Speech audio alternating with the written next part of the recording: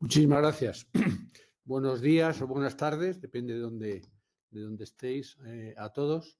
Antes de nada, agradecer a los organizadores de este ciclo y en concreto de esta conferencia concreta, que es mi moderadora, la doctora Carmen Castillo, y también el doctor Jorge Ruiz. Muchas gracias a los dos por tener la amabilidad de invitarme. Vamos con el tema. El tema va de biomarcadores de fragilidad. Primero que yo quiero contextualizar muy bien de qué estamos hablando. Y para eso quizás es muy bueno esta imagen, esta frase de un conocidísimo Sansonier francés, que era Maurice Chevalier. Este era un hombre con una vida muy agitada, llena de amoríos y le preguntaron cuando cumplió 80 años que qué le parecía. Y dijo que le parecía estupendo, especialmente cuando pienso en la alternativa. Siguiente. Esto lo que nos dice es que la única manera de vivir muchos años es llegar a la vejez, pero la vejez no debe ser conceptuada nunca como una enfermedad. Eso ya lo comentó hace muchos años en un clasiquísimo artículo Leonard Hayflick, el mismo del límite de Hayflick. Y él dijo 6 características que se generaban en el envejecimiento y que ninguna enfermedad cumplía estas 6 características. Y por tanto, el envejecimiento no debiera nunca confundirse con una enfermedad. Siguiente, por favor. Más recientemente, hay 2 revisiones muy interesantes que han salido, hechas por los mismos autores, López Otín y luego también Gustav Kremer, que se publicaron en Cell. La primera iba de marcadores del envejecimiento y se centraba fundamentalmente en longevidad. En el año 2021, los mismos autores publican otro trabajo que tienen que ver con la salud. Y si uno mira atentamente estos marcadores, que son diferentes de los de la primera revisión, encuentra que muchos de ellos son marcadores de función. Siguiente, ¿qué es lo que quiero resaltar con esto? Lo que quiero resaltar con esto es que los biomarcadores de los que vamos a hablar hoy no son biomarcadores de envejecimiento, entendido como longevidad, sino como biomarcadores de fragilidad, como una manifestación de envejecimiento no saludable. Y por tanto, no vamos a hablar de biomarcadores de longevidad. Nosotros, por ejemplo, tenemos varios trabajos como este que les muestro aquí, que hicimos con el grupo de Valencia, en el cual que vimos, por ejemplo, que el estrés oxidativo se correlacionaba magníficamente con la fragilidad, pero no con la edad de los sujetos. Siguiente. Y más recientemente, por ejemplo, hemos publicado este otro artículo en el cual demostramos que un mismo biomarcador, que es la resistencia a la insulina, medido por JOMA, pronostica de manera diferente la mortalidad y la fragilidad, mientras que los sujetos que tienen alta resistencia a insulina tienen menos riesgo de muerte, es decir, la resistencia esto protegería de la mortalidad, esos mismos sujetos tienen más riesgo de fragilidad. Es decir, es un biomarcador con un efecto clarísimamente diferencial entre lo que sería longevidad, mortalidad o lo que es fragilidad, función. Siguiente. Claro, en cuanto hablamos de fragilidad, es necesario hablar de un concepto que puso en boga la Organización Mundial de la Salud y que se ha expandido por todo el mundo, que es el de la capacidad intrínseca. La capacidad intrínseca es definida por la Organización Mundial de la Salud como el conjunto de capacidades físicas, cognitivas y emocionales que favorecen el desarrollo de una vida autónoma. Sobre esa capacidad intrínseca van a incidir una serie de factores que van desde la genética y la comorbilidad a estilos de vida y factores sociales. El efecto de todos ellos sobre esa capacidad intrínseca es el continuum funcional característico de todas las personas y también de las personas mayores. A lo largo de nuestra vida va cayendo la capacidad intrínseca, pero hay otra cosa que cae también de manera paralela y que es muy importante, y es la capacidad funcional. Y eso condiciona que conforme más avanzamos en este camino, desde la robustez absoluta hasta la discapacidad absoluta, la probabilidad de revertir el fenómeno va siendo cada vez menor. Siguiente. Y eso nos conduce a una situación en la cual existe un momento óptimo para detectar esa caída en el recorrer de la funcionalidad. Y ese momento es cuando uno es frágil. Entendida la fragilidad como ese periodo entre la robustez y la discapacidad, en la que todavía no tenemos discapacidad o esta es muy leve, pero todavía conservamos cierta reserva funcional que nos va a permitir, con intervenciones, retrasar y retrotraernos al periodo de robustez. Siguiente. Claro, el asunto es cómo se traslada esto al escenario clínico. Hace unos años tuve la oportunidad de escribir este editorial con la profesora Linda Fried y, bueno, se resaltaban una serie de barreras para la implantación de la fragilidad en el escenario clínico. Y si os fijáis, la barrera número 2 era que dado que los actuales métodos de diagnóstico no son especialmente buenos, necesitaríamos biomarcadores que nos ayudaran, junto a esos marcadores clínicos, a mejorar nuestra capacidad diagnóstica. Siguiente. Teniendo en cuenta que en el mismo sujeto convergen enfermedad, el propio proceso de envejecimiento y la fragilidad. Por tanto, es muy difícil a veces separar qué son biomarcadores de longevidad, ya lo hemos visto, qué son biomarcadores de fragilidad y qué son biomarcadores de enfermedad. Pero, como veréis en las próximas diapositivas, algunos lo hemos intentado y hemos llegado a algunas conclusiones. Siguiente, por favor. Otra barrera es a qué llamamos fragilidad. Sabéis que hay dos grandes marcos teóricos de la fragilidad. Uno que es el conocido frailty, que se mide con el frailty index, y en el cual básicamente yo creo que en realidad más que fragilidad lo que medimos ahí es edad biológica, y el otro que es el fenotipo de fragilidad. Si lo que es biomarcador de uno puede no serlo para el otro, con lo cual tenemos otro problema grave desde qué fragilidad estamos hablando. Siguiente. Lo siguiente, yo le había comentado, es que las herramientas que miden fragilidad tienen muy poca concordancia entre ellas. A la izquierda os presento un trabajo del grupo de Aguayo que se publicó en el American Epidemiology, en el que ellos veían, si os fijáis, que casi todos los índices kappa estaban más en el azulito que en el rojito. Y eso quiere decir que tenía muy poca concordancia. Y fijaros nuestros hallazgos en 3 países europeos, en servicios que no son de geriatría, pero sí es en población con una edad media de 78 años. Fijaros que los índices kappa, es decir, los índices de concordancia, son muy bajos, pero incluso entre herramientas que teóricamente vienen del mismo correlato conceptual. Por ejemplo, la concordancia entre el Frail y el Fried, que parece que son lo mismo, pues es de 0,58. Y luego encontréis concordancias muy bajas. Siguiente. Y esto ocurre también cuando uno va no ya a entornos no geriátricos, sino que se va a los entornos geriátricos. La planta de geriatría, una residencia de personas mayores, médico general que ve muchas personas mayores y la consulta externa de geriatría. Si os fijáis, lo mismo. En todos ellos la concordancia de las herramientas es muy baja, no llega ni al 0,6. Siguiente. Y lo mismo respecto a la capacidad pronóstica de la fragilidad diagnosticada según las diferentes herramientas. Cuando uno es diagnosticado como frágil por la herramienta A, tiene, por ejemplo, un riesgo de mortalidad de 4 veces, unos ratios de 4. Pero si ese diagnóstico de fragilidad se ha hecho con la herramienta B, ese mismo riesgo ya no es de 4 veces, sino es unos ratios de 2,2.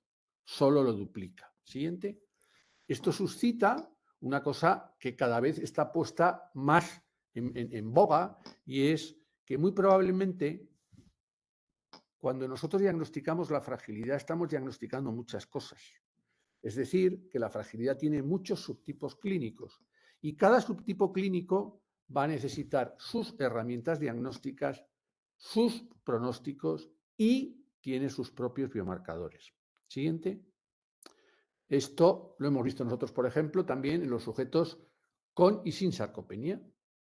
Es decir, el frágil sarcopénico evoluciona diferente del frágil no sarcopénico. Por sintetizar, el frágil sarcopénico tiene riesgo fundamentalmente de deterioro funcional, mientras que el frágil no sarcopénico tiene fundamentalmente riesgo de muerte.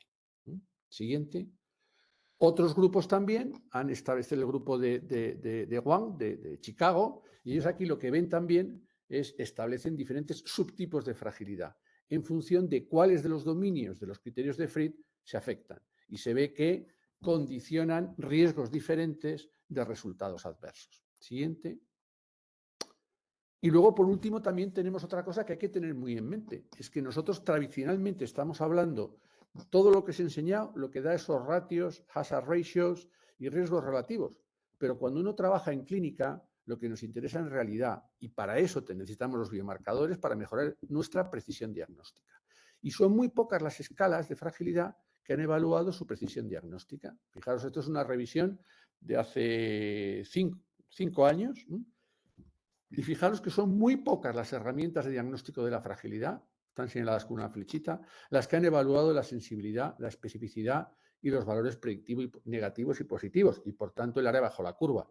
Cuando nosotros intentamos determinar biomarcadores, lo que nos interesa es incrementar ese área bajo la curva, que es una manera de incrementar nuestra precisión diagnóstica. Siguiente. Por tanto, no os extrañará que en este editorial que publicamos hace 3 años en el HAMDA, decíamos que uno de los retos clínicos de investigación que tiene la geriatría en general y el campo de la fragilidad en particular sea la búsqueda de biomarcadores clínicos, biomarcadores de laboratorio y también biomarcadores de imagen. Siguiente. ¿Cómo enfrentamos ese problema? Bueno, nosotros hicimos un estudio buscando biomarcadores de laboratorio, que es el estudio Frailomic, que fue un estudio en 7 cohortes de envejecimiento europeas, que incluía entre 3.500 y 4.000 personas. Y estudiamos más de 30.000 biomarcadores de laboratorio, incluyendo ómicos y biomarcadores clásicos. Biomarcadores que abarcaban desde marcadores inflamatorios, marcadores de estrés oxidativo, marcadores de función vascular, SNPs, hasta más de 30.000. Siguiente.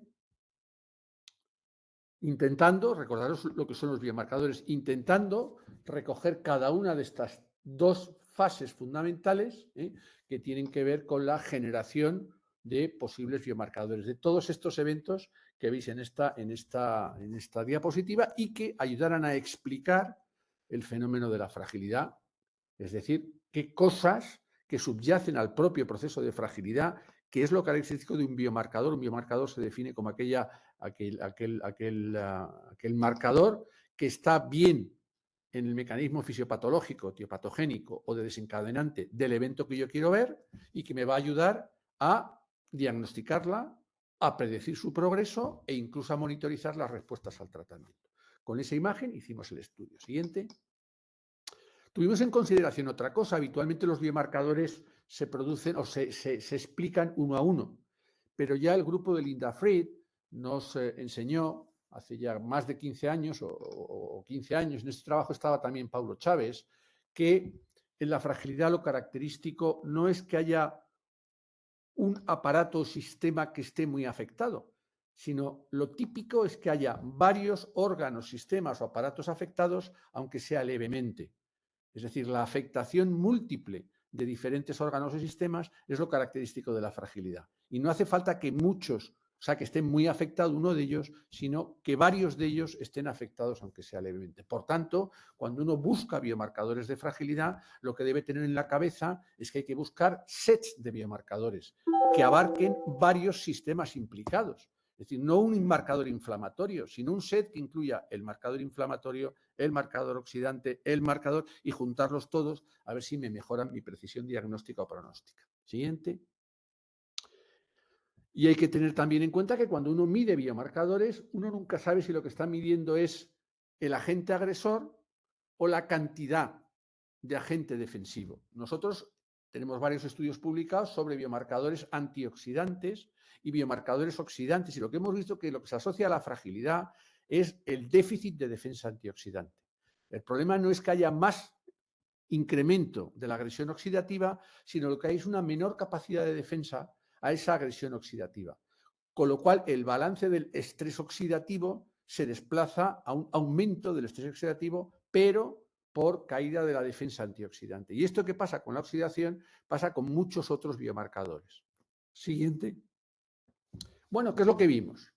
Pues lo que vimos era, primero, que de los 30 y tantos mil que probamos, que evaluamos, solo 9 se acababan asociando al diagnóstico de fragilidad. Están aquí en amarillito. Esto es lo primero que vimos. Lo segundo que vimos es que dependiendo que incluyéramos o no sujetos con discapacidad, los biomarcadores cambiaban. Esto, una vez más, avala el hecho de que haya diferentes fenotipos clínicos de fragilidad, diferentes subtipos de fragilidad. Y lo tercero que vimos es que los biomarcadores que eran útiles para mejorar nuestra capacidad diagnóstica eran diferentes de los que eran útiles para mejorar nuestra capacidad pronóstica. Siguiente. ¿Y cuánto de útiles eran? Pues lo que vimos es que tampoco mejoraba mucho nuestra capacidad diagnóstica. Evaluamos estos biomarcadores en las 4 cortes que inicialmente participaron en el primer, y fijaros qué poco aumentaba la capacidad diagnóstica. En el caso, frente a biomarcadores puramente clínicos. En el caso, por ejemplo, de la corte de Toledo, solo mejoraba el área bajo la curva en un 2%. En el Inchianti era donde más mejoraba, aquí sí era sustancial, porque una mejoría de un 10% es mucho, pero en las otras 2 cortes francesas prácticamente no mejoraba nada. Es decir, que la utilidad de los biomarcadores, encima, no parece que mejorara mucho la precisión diagnóstica. Siguiente.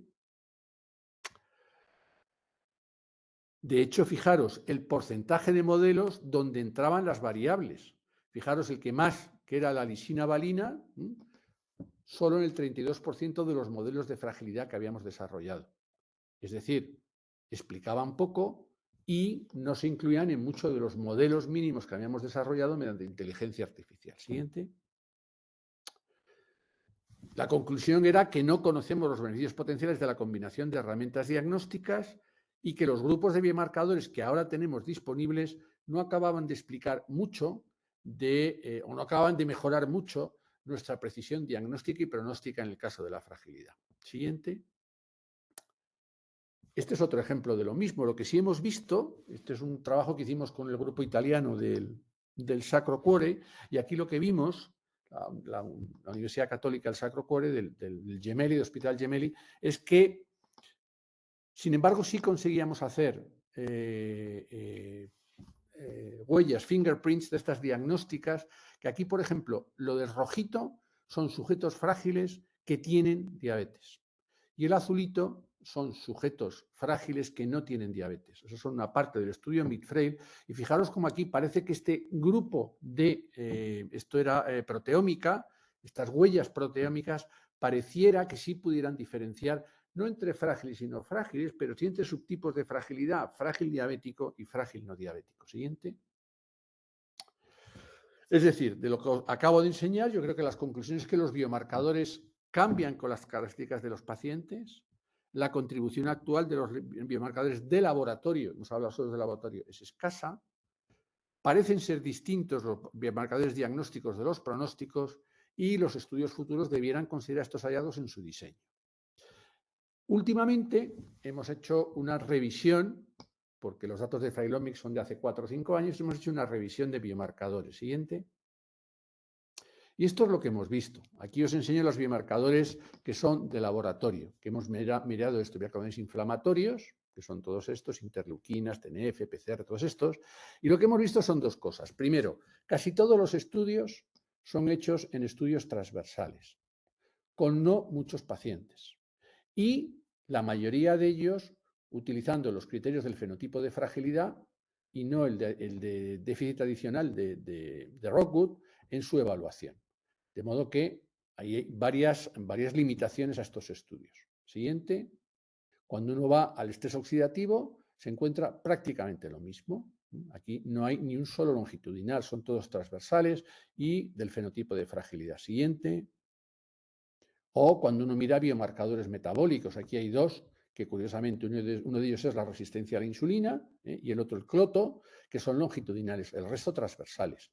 Y algún estudio hay un poquito más grande, con 800, 900, pero la mayoría son 119, 16, 600. Y, insisto, todos, casi todos, son transversales. Y la mayoría de ellos siempre con el fenotipo de fragilidad. Siguiente. ¿Qué pasa con los biomarcadores de imagen? Pues 3/4 de lo mismo.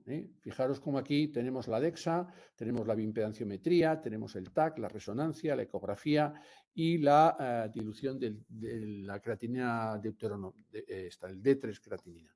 Fijaros que muy pocos tienen algún interés para la clínica, pero además tienen algunos problemas a la hora de evaluar lo que hemos hablado antes del área bajo la curva y la mejoría en la sensibilidad y especificidad. Siguiente. Y yo creo que ya eso es.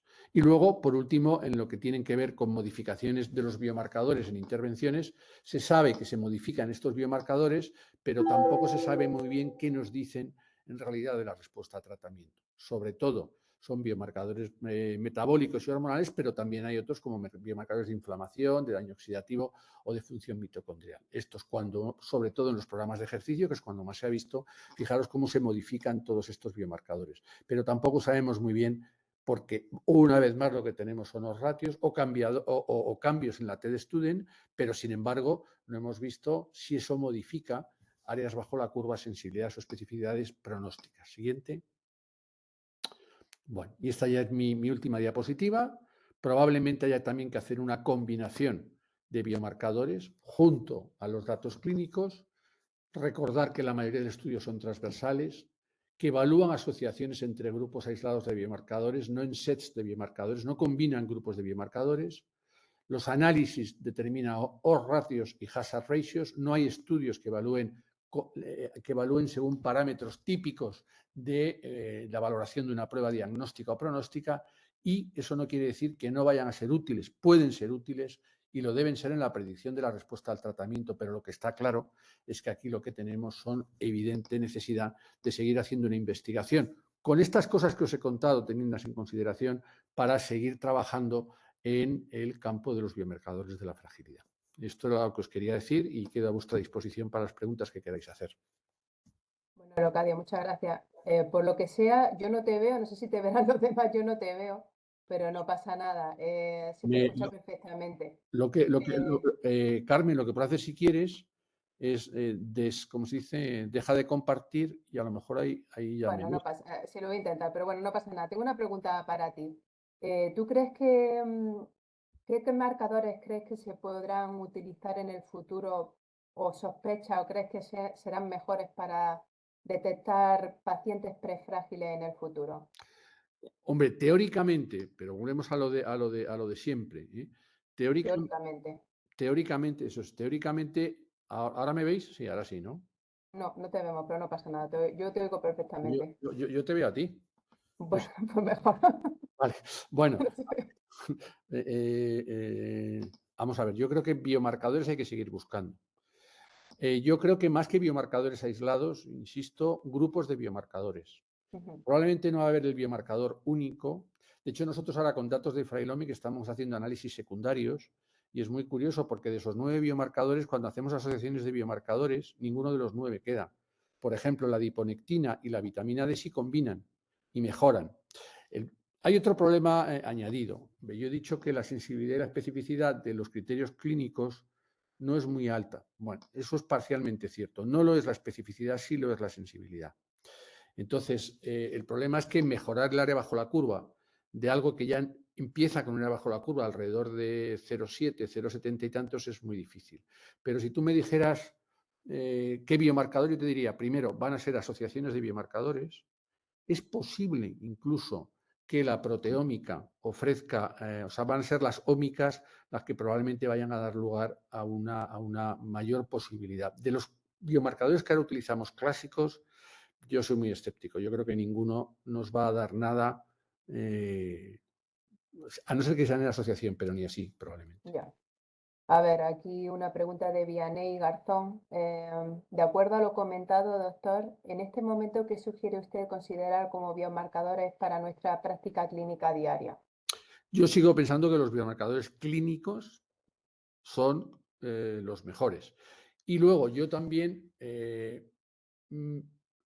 yo creo que los biomarcadores de imagen. Y probablemente, porque eso también hay que cogerlo entre alfileres, pues a lo mejor la DEXA o la bioimpedanciometría para definir fragilidad sarcopénica o no, y luego también la ecografía. La ecografía está tomando mucha importancia, pero volvemos a lo mismo, no tenemos estándares, no tenemos criterios de normalidad, todo eso habrá que ir haciéndolo en el futuro. Pero, hombre, yo creo que ahora ver si el frágil es sarcopénico o no, yo creo que es una cosa que es mandatoria, casi es fundamental, Vale. porque eso va a cambiar el pronóstico y va a cambiar el tratamiento. Si yo tengo un frágil sarcopénico, ¿a qué le voy a poner a hacer ejercicios de fuerza y resistencia? si no tiene un problema de músculo. Otra pregunta de María Celina. ¿Cuáles son los biomarcadores diagnósticos y pronósticos más usados en este momento?